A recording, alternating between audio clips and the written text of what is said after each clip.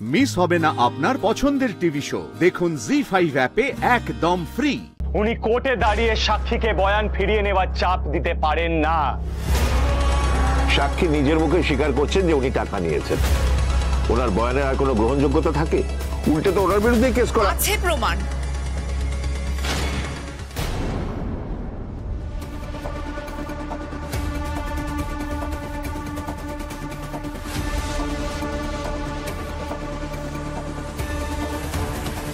এতগুলো টাকা নিজের পায়ে নিতে চলে এসেছে। একটা ছোট কাজ করতে হবে। জ্যোতিকা দাসের কেসে উইটনেস হয়েছে, মানে আপনার বয়ান বদলে দিতে হবে।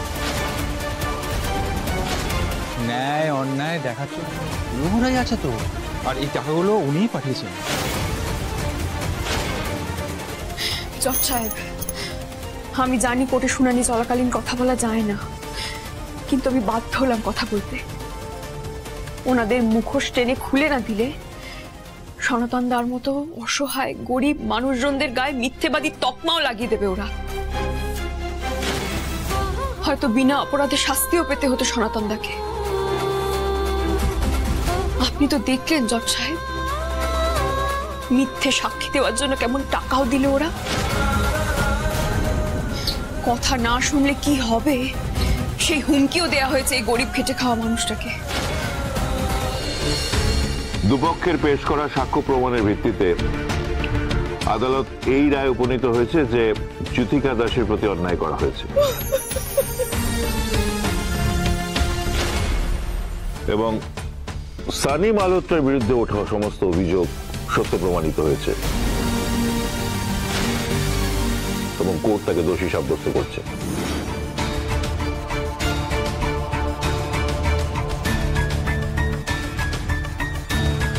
এবং এই অপরাধের কারণে সানি মালহোত্রাকে কোর্ট 7 বছরের কারাদণ্ড ও 5 লক্ষ টাকা জরিমানা ধার্য করছে।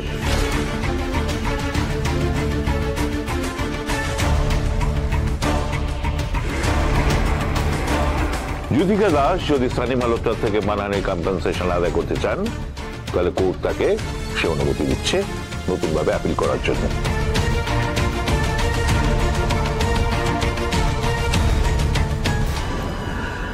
এবং মিথ্যা সাক্ষ্য বানানো এবং এভিডেন্স ট্যাম্পারিং এর জন্য শ্রী রঘু রায়কে সতর্ক করা হচ্ছে এবং ওনার বিরুদ্ধে পুলিশি তদন্তের আদেশ দেওয়া হচ্ছে।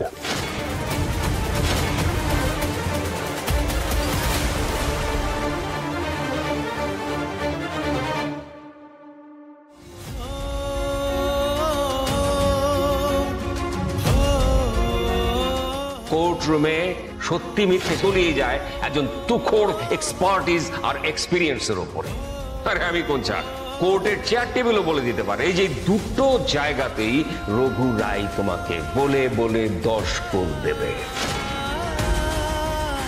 আমি চাই ধ্রুব মিত্রের এই কেসটা জিতুক। দেখো দপতি, তোমার ছেলে কেস দেখাচ্ছে আমাকে। হ্যাঁ, কটা কেস জিতেছে জীবনে, আর কি মনে করে নিজেকে যে রঘু রায়ের এগেন্স্টে গিয়ে কেস নিয়ে নিল। নাতিবাবু, আজ আপনি জিতে গেলেন। নাতিবাবু, আজ আপনি সব দিক দিয়ে জিতে গেলেন।